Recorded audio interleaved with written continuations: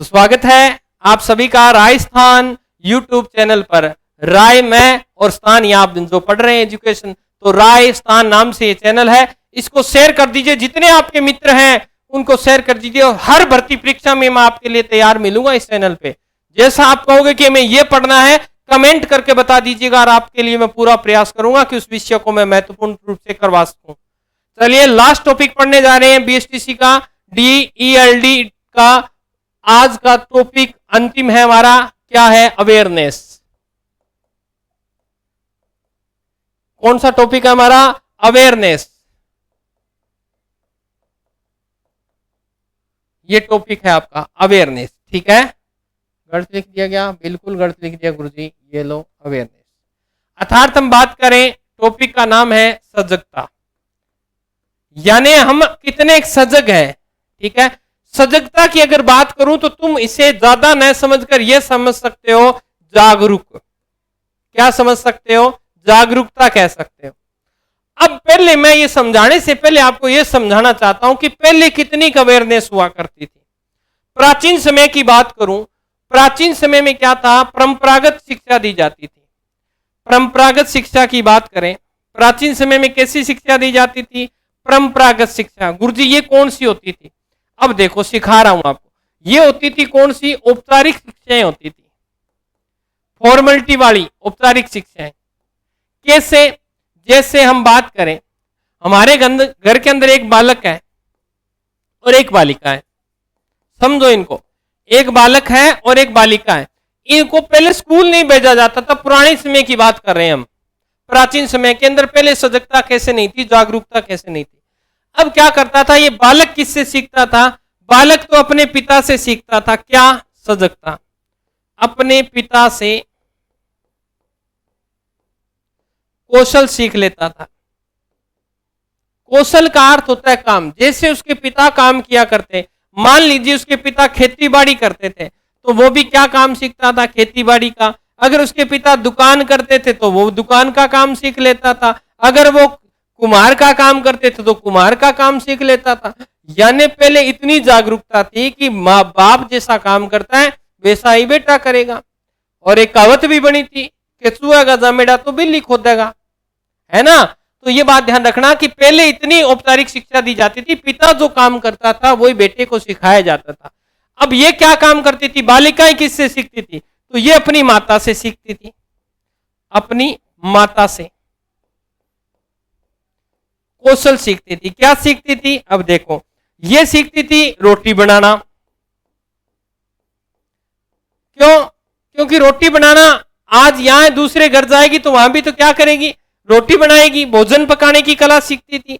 बच्चों को कैसे पालना है, बच्चे पालना, उनकी परवरिश करना, ये काम सीखा करती थी। ये पारंपरिक काम थे, औपचारिक काम थे। ये जैसे होते थे वैसे ही आगे से आगे ट्रांसफर होते थे, क्योंकि सजगता नहीं थी, अवेयरनेस नहीं थी। बस जितना काम है उतना सिखा दिया, चल भैया। अब क्या हुआ? पहले क्या था, अपन आगे चले। पहले हमारी जो सोच थी वो किसमें बंटी हुई थी? वो जाति वर्ग के अंतर बंटी हुई थी। पहले जो सोच थी वो कहां बंटी थी? जाति वर्ग के अंदर।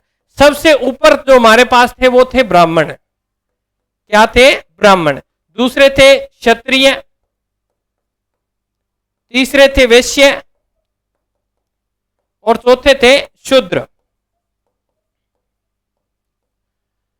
अब इस तरह से जातियों के अंदर बांटा गया था। और पहला शिक्षा क्या थी? सीमित वर्ग के लिए थी। पहले शिक्षा क्या थी? पहले शिक्षा जो थी वो सीमित, जैसे ब्राह्मण सबसे ऊपर था तो ये शिक्षा पाने का अधिकारी था। ये शिक्षा पाने का अधिकारी, और ये अधिकारी तो था ही, परंतु ये प्रदान भी करने लग गया था। शिक्षा प्रदान भी करता, यानी पढ़ने का अधिकार सिर्फ किसको था? पहले ब्राह्मणों को था, और ये पढ़ता और ये पढ़ाता बच्चों को। तो हम कह सकते हैं कि प्राचीन समय में जो शिक्षक की भूमिका थी वो किसकी थी? ब्राह्मण की थी। फिर क्षत्रियों को भी मिला पढ़ने का अधिकार, वैश्यों को भी मिला पढ़ने का अधिकार, परंतु शूद्रों को यह अधिकार नहीं था। शिक्षा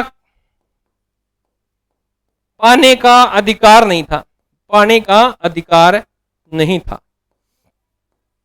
अधिकार, क्योंकि जो शूद्र होते थे वो क्या करते थे, वो उनके घर पे काम किया करते थे। सेवा कौन करेगा उनकी, राजा महाराजाओं की सेवा कौन करेगा, ब्राह्मणों का जो पशुओं का गोबर होता था, मलमूत्र होता था, वो कौन करेगा, खेती कौन करेगा, ये सब काम शूद्रों के थे। तो उनको पढ़ने का अधिकार नहीं था प्राचीन समय में। तो ये बात आपको ध्यान रखनी है। अब क्या हुआ, जैसे जैसे थोड़ी थोड़ी प्रोग्रेस होती गई, जैसे जैसे समय बदला, अब क्या होने लगे, कुछ गुरुकुल खुल गए। क्या खुले, गुरुकुल खुले। कुछ विश्वविद्यालय भी खुले, जैसे नालंदा की बात करें, नालंदा विश्वविद्यालय। फिर उसके बाद में तक्षशिला विश्वविद्यालय खुला, तक्षशिला विश्वविद्यालय। तो ये क्या हो गए, फिर एक प्रॉपर जगह इनको शिक्षा दी जाने लगी। गुरुकुल में तो बच्चों को पढ़ाया जाता था, किनको, इन्हें ब्राह्मणों को या राजाओं के बेटों को पढ़ाया जाता, पर धीरे धीरे ये विकसित होता होता एक विश्वविद्यालय का रूप लिया। नालंदा विश्वविद्यालय खुला, तक्षशिला विश्वविद्यालय खुला। ये सब क्या हुए, एक समय आया, धीरे धीरे परिवर्तन होता गया। पहले घर तक सीमित थी शिक्षा, फिर गुरुकुल तक आई, फिर विश्वविद्यालय में चली गई। अब क्या हुई, थोड़ी थोड़ी सजगता बढ़नी क्या हो रही है, शुरू हो रही है, जागरूकता। अब क्या हुआ, 19वीं शताब्दी से पहले की बात करें, नोट्स बनाते जाना आप। 19वीं शताब्दी तक शिक्षा के 3 ध्येय थे। यानी 19वीं शताब्दी तक शिक्षा के 3 ही ध्येय थे। ध्येय का मतलब 3 ही लक्ष्य थे। क्या, कि बालक को पढ़ना आना चाहिए, लिखना आना चाहिए और गिनती करनी आनी चाहिए, बस। तो आप लिख सकते हैं 19वीं शताब्दी तक शिक्षा के 3 ध्येय कौन कौन से थे। पहला तो होता था कि बच्चे को पढ़ना आना चाहिए, दूसरा लिखना आना चाहिए, और तीसरा गणना यानी गिनती करनी आनी चाहिए उसे। तो ये 3 ही थे। आप इसमें लिख सकते हैं, गणित लिख सकते हो, यानी उसे गणित आनी चाहिए। ये 3 ही थे 19वीं शताब्दी तक। अब क्या हुआ, धीरे धीरे शिक्षा ने अपने पांव पसारने शुरू किए, लोग शिक्षा के प्रति जागरूक हुए, उनमें सजगता आई। और अब 20वीं जो शताब्दी चल रही है, हम बात करें 20वीं शताब्दी की। 20वीं शताब्दी में शिक्षा के उद्देश्य बदल गए हैं। जो पहले काम 3 पे अटका पड़ा था ना, पढ़ना लिखना और गणना पे, अब क्या हुआ, 20वीं शताब्दी में शिक्षा के उद्देश्य क्या हो गए, उद्देश्यों 20वीं शताब्दी में शिक्षा के उद्देश्यों का विस्तार हो गया, विस्तार हो गया। अब हमारे पास जो है, हम बिल्कुल अवेयर हैं। क्या है, बिल्कुल अवेयरनेस है। हमें क्या चाहिए, हमें ऐसी एजुकेशन चाहिए जो भविष्य में क्या करे, हमारी सहायता करे। हमारे बच्चे ऐसी शिक्षा पाएं ताकि वो आगे जाकर सफल हो जाएं, नौकरी करें, अपनी आजीविका का निर्वहन करें। अब देखो हम कितने हैं, छोटे छोटे बालक हैं, 3-3, 4-4 साल। और अब तो वर्तमान में भारत का इंदौर शहर है, वहां पर 2018 नहीं 15 के अंदर 3 महीने के बालक को पेट के अंदर विज्ञान और गणित की शिक्षा दी जा रही है। अब बताओ कितने जागरूक होंगे हम, इतने जागरूक हम हो चुके हैं पेट के अंदर ही। अब आप ये नहीं कह सकते कि तू क्या पेट से सीख क्या है, बिल्कुल पेट के अंदर शिक्षा दी जाती है। 3 महीने का जब गर्भ हो जाता है, उसके बाद में गणित और विज्ञान की शिक्षा पेट में ही शुरू कर देते हैं। 3 साल के बालक को आंगनबाड़ी भेजा जा रहा है, प्री स्कूल। तो यानी अब तो हम शिक्षा के प्रति बड़े जागरूक हो चुके हैं। तो 20वीं शताब्दी चल रही है, ठीक है ना। अब हमारे यहाँ पर क्या है, देखो हमारा जो समाज है ना, हमारे समाज में मैं पढ़ा रहा हूं तो मेरे को क्या कहते हैं, तो धंधा कर रहा है ना। तो अब ये ध्यान रखना, हमारे समाज में अब अध्यापन का मतलब पढ़ाना होता है। अध्यापन को वर्तिक, ये ध्यान रखना है, शब्द इंपॉर्टेंट शब्द है भाई ये वर्तिक। किसको बोलते हैं, ब्रैकेट में लिखना चाहो तो लिख सकते हो, व्यवसाय। क्योंकि पेपर में आपको ये शब्द मिलेगा वर्तिक, ठीक है। अध्यापन को वर्तिक का दर्जा, यानी पढ़ाने को क्या मिल गया है, व्यवसाय का दर्जा मिला, दर्जा दिया जाने लगा है, दिया जाने लगा है। यानी शिक्षा को व्यापार बना लिया है लोगों ने। देखा होगा बड़ी बड़ी इंस्टीट्यूटें बड़ी बड़ी फीस लेती हैं पढ़ाने की, और बच्चे देते हैं, और बड़े बड़े चैनल जो हैं वहां पर ऐप खरीदते हैं, और वही अध्यापक वहां पढ़ा। जैसे मैं बात करूं तो मैंने बहुत बड़ी संस्था में काम किया है, लोग मेरा कोर्स पैसे लेकर पढ़ा करते थे। तो उन्हें आनंद आता था। अब मैं फ्री पढ़ा रहा हूं तो आनंद नहीं आ रहा, क्योंकि आपके पैसे नहीं लगे। हकीकत ये है। अब यही शिक्षा मैं किसी ऐप पर दूंगा, उनसे पैसे लूंगा, वो आपसे पैसे लेगा, 1000 रुपए लेगा, आप तुरंत दे दोगे, और यही मैं वहां पढ़ाऊंगा। तो क्या है, शिक्षा को धंधा बनाने के अंदर योगदान किनका है? बालकों का है। फ्री में हम पढ़ना ही नहीं चाहते। कोई सामाजिक सेवा कर रहा है तो उसके साथ जुड़ना नहीं चाहते, तो भाई जुड़ो। चलिए, तो क्या करें, वर्तिका का दर्जा दिया जाने लगा है। विशेषज्ञ या वैज्ञानिक बात कर लें, है ना, विशेषज्ञ की बात करें, जो बड़े बड़े विद्वान हैं उनकी बात करें। विशेषज्ञ और वर्तिकार यानी जितने भी व्यापारी जो लोग हैं, वर्तिकार जो बनिए हैं, व्यापारी हैं, ठीक है, के रूप में अध्यापकों की अपेक्षा की जाती है। अध्यापकों की के रूप में रह गया क्या, में अध्यापकों की अपेक्षा की जाती है ना। ज्यादा पैसे जो अध्यापक लेता है वो बहुत बढ़िया पढ़ाता है, कोई जरूरी है क्या वो बहुत बढ़िया पढ़ाता है? कम पैसे लेने वाला भी बहुत अच्छी तरह से पढ़ा देता है। तो ये बात ध्यान रखनी है, एक धंधा नहीं है। बच्चों जुड़ जाओ, मुहिम से जुड़े, शिक्षा को निःशुल्क करवा देंगे भारत में। ये YouTube सबसे बढ़िया माध्यम आया है ना। जो बड़ी बड़ी कोचिंग इंस्टीट्यूट में फीस लेती है, उन पर एक करारा तमाचा है कि यहाँ जो शिक्षक है वो फ्री पढ़ा रहे हैं, और वही एजुकेशन आपको पैसे देके मिल रही है, और उससे घटिया मिलती है, ये भी मैंने देखा है। तो ये बात आप ध्यान रखेंगे। अब अपन पढ़ते हैं सजगता। तो मैंने वैसे तो आपको बता दिया, आप यहां लिखेंगे सजगता या जागरूकता। जागरूकता से अभिप्राय है, अब वर्तमान पे आगे हम, अभिप्राय है कि क्या है आपके आसपास का माहौल, देश में, समाज में, क्षेत्र में क्या चल रहा है, उन सब की अपडेट होनी चाहिए आपके पास, वही तो सजगता है बस। तो लिखेंगे अभिप्राय है कि अपने आसपास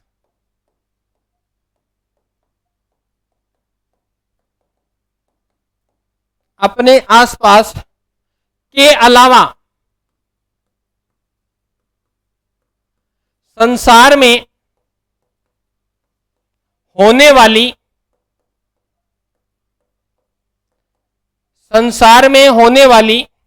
घटनाओं की, समाज में आज क्या घटा है, ये नहीं देश में क्या घटा है, विदेशों में क्या घटा है, ज्ञान, खोज, नए नए अनुसंधान होते रहते हैं, आज देश में क्या हुआ, ठीक है, का परिचय रखना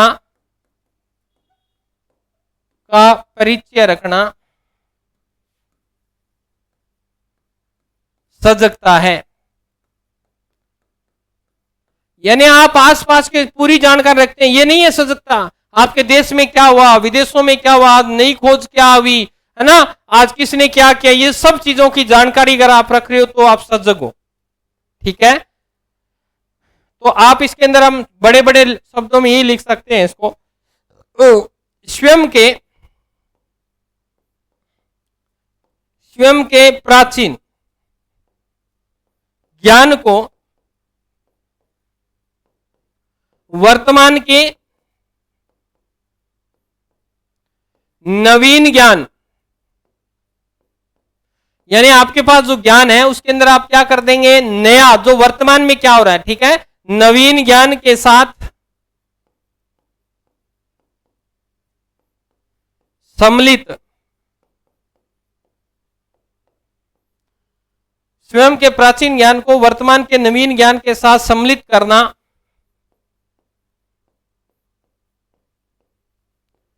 सजगता है, जागरूकता है। तो बस सीधी सी बात तो ये हो गई, इतनी है। अब क्या, कैसे, पहले जो शिक्षक पढ़ाया करते थे वो पढ़ाते थे रट्टाफिकेशन से, रट्टा लगवाया करते थे, परंतु आज ऐसा नहीं है। आज हमारे पास बहुत सारी शिक्षण विधियां आ चुकी हैं, उन शिक्षण विधियों के माध्यम से हमें पढ़ाना चाहिए, ऐसा कहा गया है। तो अपन लिख सकते हैं इसमें, शिक्षक को अपने विषय जो वो पढ़ा रहा है, ठीक है ना, अपने विषय के अतिरिक्त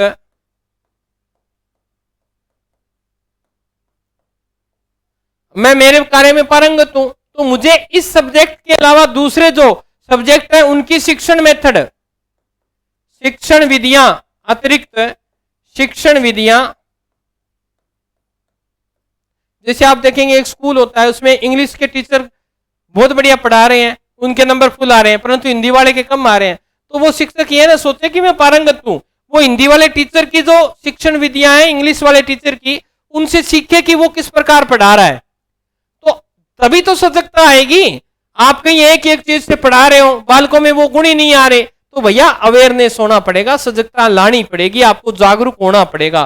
तो लिखेंगे शिक्षक को अपने विषय के अतिरिक्त शिक्षण विधियों, वैज्ञानिक आविष्कारों, वैज्ञानिक आविष्कारों,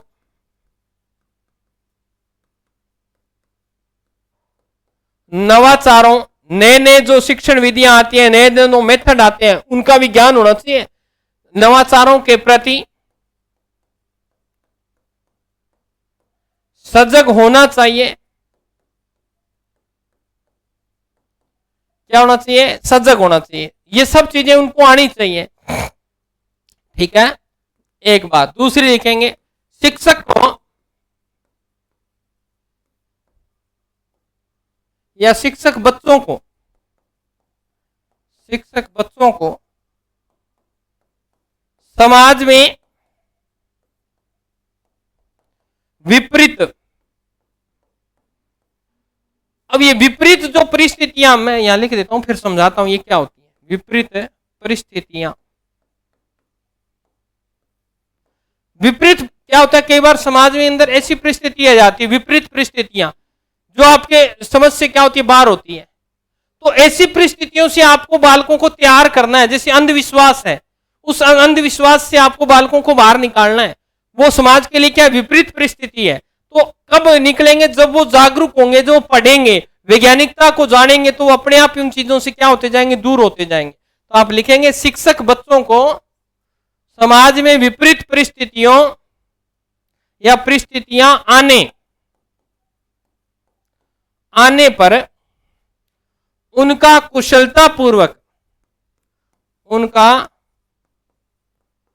कुशलतापूर्वक सामना करने के लिए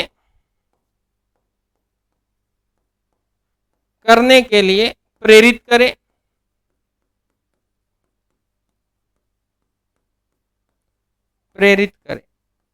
ठीक है, तो शिक्षक के लिए काम बड़ा इंपॉर्टेंट रहता है।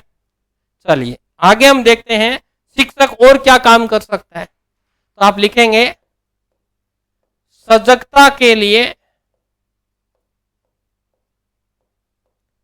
शिक्षक के कार्य।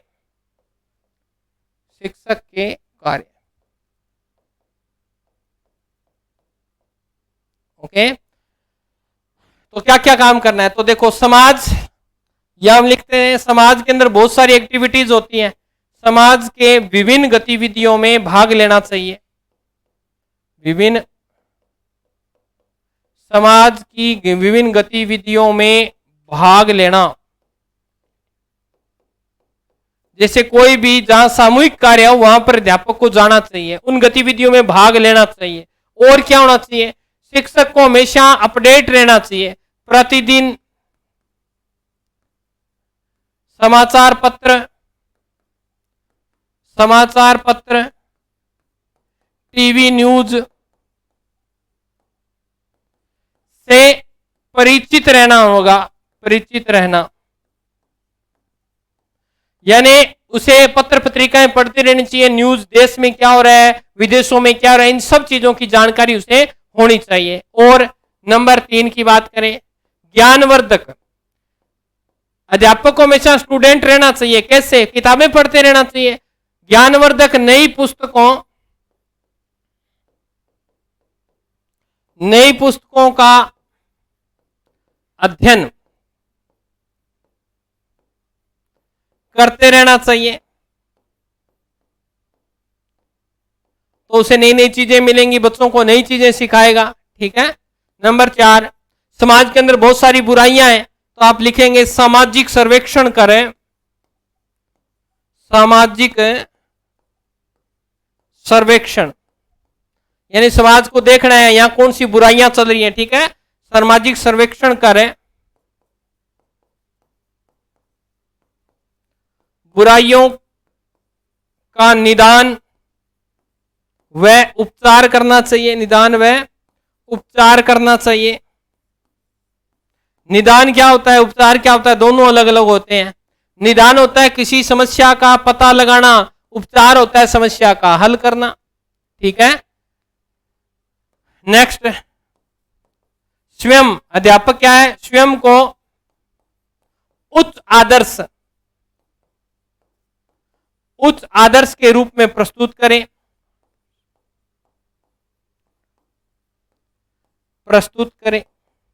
ताकि बालक भी क्या बनना चाहें, गुरुजी जैसा बनना चाहें। तो ये सजगता होगी कि नहीं होगी, बिल्कुल होगी। आगे नेक्स्ट 6 नंबर, छात्रों को क्षेत्रीय भ्रमण यानी पर्यटन पर लेकर जाना चाहिए, क्षेत्रीय भ्रमण करवाना चाहिए उनको, ओके, भ्रमण करवाना चाहिए। आप किटी पार्टी में भी वो पिकनिक पार्टी बोलते हैं क्या, उसमें लेके जाना चाहिए ना, तो आप लिखेंगे क्षेत्रीय भ्रमण, खेल के मैदान, सामाजिक सर्वेक्षण,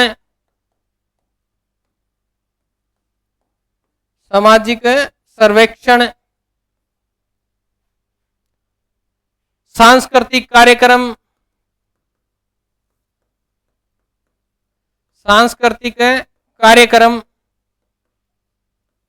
जो भी समाज के अंदर होते हैं, ठीक है।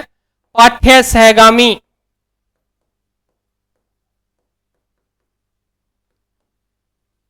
क्रियाओं में भाग लेना चाहिए या भाग दिलवाना चाहिए, सॉरी, भाग दिलवाना चाहिए। यानी खेल के मैदान में जाएंगे तो सामाजिकता आई, क्योंकि बहुत सारे बच्चे मिलेंगे तो सबके विचार अलग अलग होंगे, तो उनके साथ भी उनको लेके जाना चाहिए, ठीक है। तो अगर शिक्षक सजग है तो वो क्या कर सकता है, देखो, शिक्षक सजग रहकर सांस्कृतिक जितनी भी संस्कृति है उनकी बुराइयों को वो दूर कर सकता है, बढ़िया चीजों को अपनाने के लिए बोल सकता है। तो सांस्कृतिक सुरक्षा, परिमार्जन, व्यवहार में क्या करवा सकता है वो, परिमार्जन, समाज को नई दिशा दे सकता है, तो ध्यान रखना परिमार्जन कर सकता है, स्थानांतरण कर सकता है, स्थानांतरण, जो चीज उसे अच्छी लग रही है समाज के अंदर उसे इनपुट करवा सकता है, ठीक है, करने में सहयोग देता है,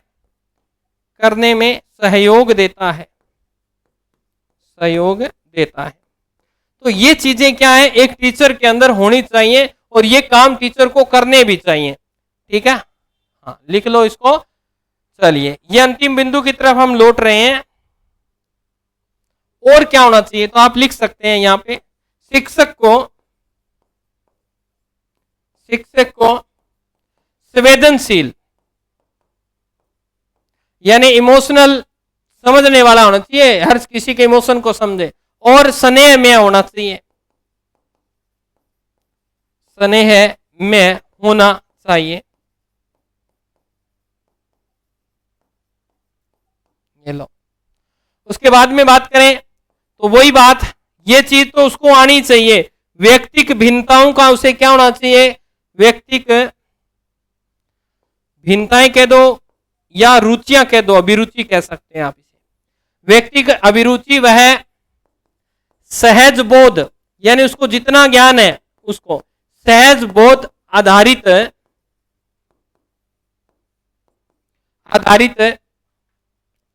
शिक्षण विधियों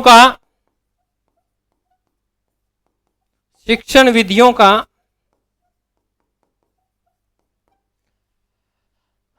प्रयोग करना चाहिए, यानी जो टीचिंग आपके मेथड होते हैं वो इजी से इजी टीचिंग मेथड होने चाहिए और वो ज्ञान देने वाले होने चाहिए, ये बात इसके अंदर कही गई है। नेक्स्ट इसी के अंदर लिखेंगे, प्रभावी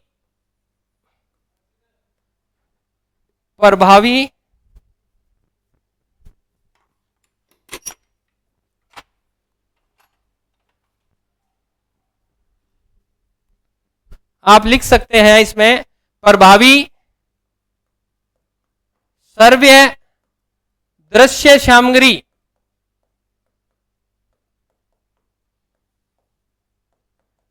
का प्रयोग करने वाला होना चाहिए। ठीक है, अध्यापक को जितनी भी सहायक सामग्री यूज कर सकता है जिससे बालकों में जो सीखा हुआ ज्ञान है वो क्या हो जाए, स्थायी हो जाए, तो उसको करने वाला होना चाहिए। जैसे मानचित्र लेकर जाए, ग्लोब लेकर जाए, है ना, पेंटर भी होना चाहिए, अच्छी कोई पेंटिंग भी बनाने वाला होना चाहिए। तो जो चीज बाहर से मॉडल के रूप में अंदर नहीं ला सकते तो उन्हें चित्र से उकेर कर उनकी मानसिकता के अंदर फिट करना चाहिए। सजगता आनी चाहिए, तो अवेयरनेस आपके अंदर होनी चाहिए। ठीक है, फिर हम बात करें अध्यापक को उचित